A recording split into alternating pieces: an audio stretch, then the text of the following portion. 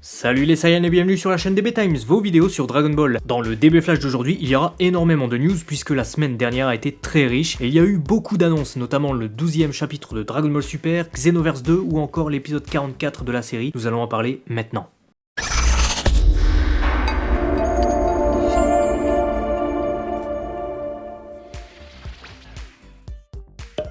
Le chapitre 12 de Dragon Ball Super a été publié dans le V-Jump 7, donc celui daté de juillet, qui est sorti le 21 mai dernier au Japon. Dans ce chapitre, Vegeta et Kyabe s'affrontent, et comme dans la série animée, le prince des Saiyans se transforme en Super Saiyan et met une dérouillée au jeune Saiyan de l'univers 6 afin de le pousser dans ses retranchements et de lui faire découvrir sa puissance de Super Saiyan. Vegeta remporte le combat après avoir dévoilé sa forme de Super Saiyan Blue en assommant Kyabe. Ensuite, Vegeta affronte Hit et perd le combat. Goku réalise que Hit peut arrêter le temps un coup instant et doit alors réfléchir à une stratégie pour le combattre, puisqu'il est le suivant à monter sur le ring. Comme d'habitude, Toyotaro nous offre de superbes pages avec une mise en scène soignée et dynamique et reprend également quelques cases du manga d'origine pour le clin d'œil. Ce chapitre devrait ensuite être édité au sein du tome 2 de Dragon Ball Super qui n'a pour le moment pas été encore annoncé au Japon. Toujours du côté des mangas Dragon Ball, la cover du Legend 3, le troisième volume de l'édition Soushuhen, l'édition recueil du manga qui sort actuellement au Japon, est désormais connue. Ce tome 3 sortira le 27 mai 2016 au prix de 650 yens. Plus d'infos sur cette édition dans le précédent DB Flash. On nous dévoile le trailer du film Dragon Ball Z The Real 4D qui sera projeté en tant qu'attraction lors de l'Universal Jump Summer qui se tiendra du 1er juillet au 4 septembre 2016 à Osaka, au Japon. On y voit Frieza et Goku en train de combattre et emporter le décor et les spectateurs avec eux. Ça annonce du lourd niveau animation. Qu'est-ce que j'adorerais assister à cette projection? Dites-moi ce que vous en pensez dans les commentaires. Sachant évidemment qu'il ne s'agit pas d'un film conventionnel, mais juste d'une projection pour cet événement. Nous n'aurons peut-être jamais l'occasion de découvrir ce film en 4D, affaire à suivre. Deux nouvelles Master Star Piece ont été annoncées pour la fin d'année, il s'agit de Son Gohan Super Saiyan 2 et Vegeta Super Saiyan en version Manga Dimensions. Tout comme pour le Goku Super Saiyan sorti précédemment, il s'agira d'une version avec une mise en peinture spéciale imitant un effet 2D. Vegeta sortira en octobre 2016 et Gohan Manga Dimensions sortira en novembre 2016 au Japon.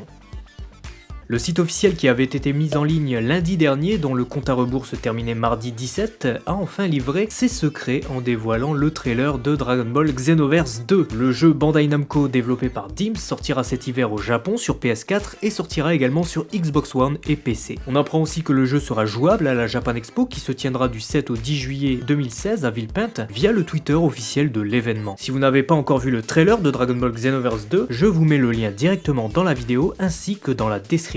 Du côté de Dragon Ball Fusion, le jeu Nintendo 3DS continue de livrer de plus en plus de secrets et on sait maintenant qu'il sortira le 4 août 2016 au Japon grâce à un spot publicitaire diffusé à la télévision au pays du soleil levant. Le magazine V-Jump, sorti ce mois-ci, nous dévoile aussi deux versions d'une nouvelle X-Fusion, celle de Trunks et Son Gohan, baptisée Gohanks. Celui-ci existe en version enfant et en version adulte, mélangeant cette fois Trunks du futur et son mentor Gohan du futur. Je ne suis pas vraiment convaincu par cette fusion personnellement et je trouve que le fanart qui avait été réalisé par un fan japonais à l'occasion d'un concours du Weekly Shonen Jump en 95 était bien plus convaincant que cette fusion cosplay extrêmement surchargée. Dites-moi ce que vous en pensez justement.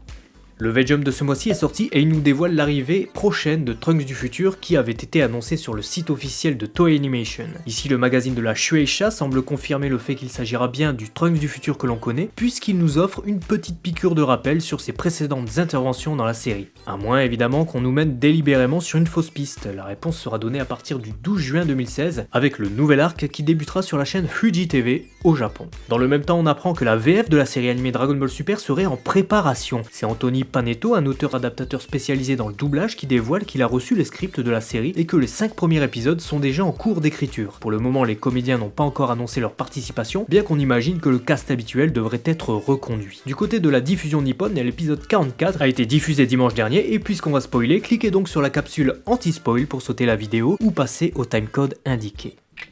Ça y est, c'est fait. Alors cet épisode 44 raconte l'histoire de Trunks et Son Goten qui sont embarqués malgré eux sur la planète Pot-au-Feu après être montés dans le vaisseau spatial de livraison de Monaka qui était venu effectuer justement une livraison à Capsule Corporation. Sur cette planète se trouve un vieil homme du nom de Potage qui détient la clé pour libérer l'eau des super hommes ou l'eau qui donne des pouvoirs surhumains, à savoir la Chojinsui en japonais. Un extraterrestre du nom de Grill se rend sur cette planète Pot-au-Feu et tente de s'emparer de la Chojinsui. Vegeta se rendra sur la planète en compagnie de Jaco pour venir chercher Trunks et Goten, mais ils devront faire face à Grill et ses hommes qui ont goûté à cette eau. Niveau animation, cet épisode est au top de ce qui se fait sur la série, sans être exceptionnel, c'est très correct et on a droit à un beau style graphique grâce aux 3 talents réunis que sont Yuichi Karasawa, Yui Kinoshita et Tomoko Kusunoki. Dans cet épisode, Trunks repère une épée dans le vaisseau fourgon de Monaka et nous offre un petit clin d'œil sympa aux Trunks du futur. C'est sûrement une manière pour Toei Animation de nous teaser l'arrivée prochaine d'une nouvelle arc, qui sait. Quel plaisir également de retrouver Trunks et Goten en action et de retrouver le Trunks du présent que l'on connaissait dans les années 90, à savoir un garçon intelligent qui se refuse à exploser le vaisseau de Monaka pour en sortir car ça pourrait justement poser quelques problèmes à son propriétaire. Les combats de cet épisode sont plutôt cool et les personnages sont fidèles à eux-mêmes. Bulma se montre manipulatrice encore une fois envers Jaco et se montre aussi persuasive avec Vegeta et maligne au point d'aller immédiatement regarder les caméras de surveillance pour voir où sont passés Trunks et Goten qui ont disparu. Vegeta est fier et ombrageux comme à l'accoutumée et Jaco est aussi courageux mais conserve son manque de témérité aux côtés d'un Saiyan.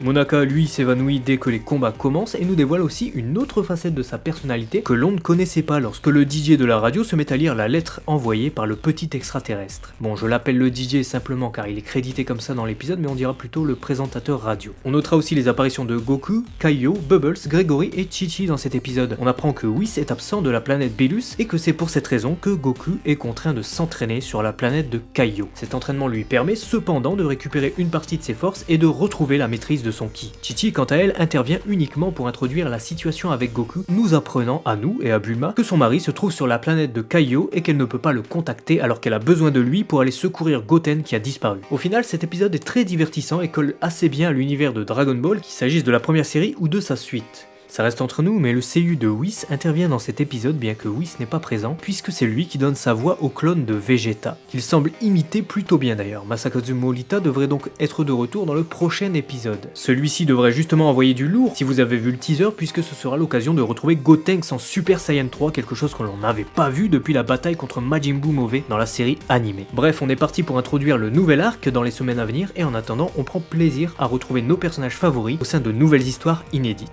Avant de vous quitter, je dois vous dire que je songe à ouvrir un compte Tipeee, comme vous me l'avez conseillé, si je veux pouvoir continuer les vidéos, à savoir en rachetant un PC au plus vite, car celui-ci est en fin de vie, ou de quoi faire de meilleures vidéos, notamment du fastcam, je pense que c'est peut-être une solution. Il s'agit d'un site qui fonctionne avec la participation de ceux qui le souhaitent, qui peuvent donner des pourboires, autrement dit des tips ou des dons, afin d'aider le financement d'un projet chaque mois. Plutôt que de faire un gros don comme ça pour une occasion, un financement unique donc, vous pouvez alors, si vous le désirez, envoyer vos tips et avoir droit, en contrepartie, à des exclusivités ou des avantages liés à la chaîne sur Tipeee. Je sais pas encore ce que seront ces exclus, mais je suis ouvert à vos propositions, car après tout c'est la moindre des choses que de vous demander ce que vous souhaiteriez avoir en plus de cette aide qui permettra de continuer à proposer des DB Times. Évidemment, cette annonce ne concerne que ceux qui veulent en être, et sachez que vous n'êtes absolument pas obligés d'y participer. Mais ceux qui le feront se verront remerciés en conséquence, car c'est normal. Nos vidéos et toutes leurs infos restent gratuites pour tout le monde, et c'est la moindre des choses. Merci à tous d'avoir suivi ce DB Flash, on se retrouve très vite pour une prochaine vidéo. N'oubliez pas de partager, laissez un petit like pour le référencement de la vidéo, et abonnez-vous